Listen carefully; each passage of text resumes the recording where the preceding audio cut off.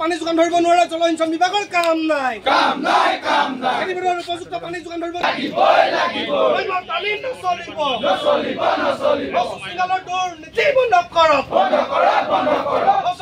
দাদাগিৰি নচলিব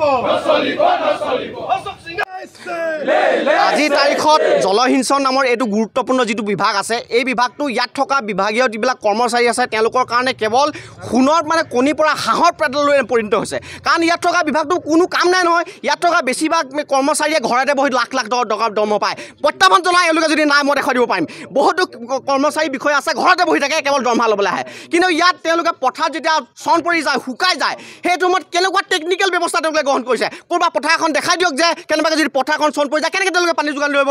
বাল্টিখন নি পেলাই তেওঁলোকে পানী যোগান ধৰিব নেকি কোনো ধৰণৰ টেকনিকেল তেওঁলোকৰ ব্যৱস্থা নহয় কেৱল নামত জলসিঞ্চন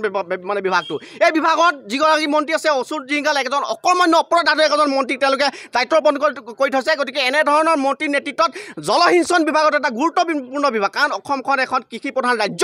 আৰু এই ৰাজ্যখনৰ কৃষিৰ ওপৰত বহু মানুহ নিৰ্ভৰ কৰি থাকে এনেকুৱা পৰিৱেশত যে নাঙনি অসম ফালে পথাৰ চন পৰি গৈছে শুকাই গৈছে কিন্তু তাত পানী যোগান ধৰিবৰ কাৰণে এই চৰকাৰখনে কোনো ধৰণৰ ব্যৱস্থা নাই কেৱল তেওঁলোকে গৰুৰ পকত লাগিব বিভিন্ন ধৰণৰ যিবিলাক কাম নাইকিয়া তেওঁলোকৰ চৰকাৰখনে কৰি আছে তেনেধৰণৰ কামতে তেওঁলোকে ব্যস্ত হৈ আছে গতিকে জলসিঞ্চন বিভাগৰ দৰে এটা গুৰুত্বপূৰ্ণ বিভাগৰ ওপৰত যিজন মন্ত্ৰীক দায়িত্ব অৰ্পণ কৰিছে অতি শীঘ্ৰে তেওঁলোকে চহা খেতিয়কৰ ওপৰত গুৰুত্ব দিয়ক অসমৰ ৰাইজৰ ওপৰত গুৰুত্ব দি তেওঁলোকে কাম কৰি যাবৰ কাৰণে আমি দাবী উত্থাপন কৰিছোঁ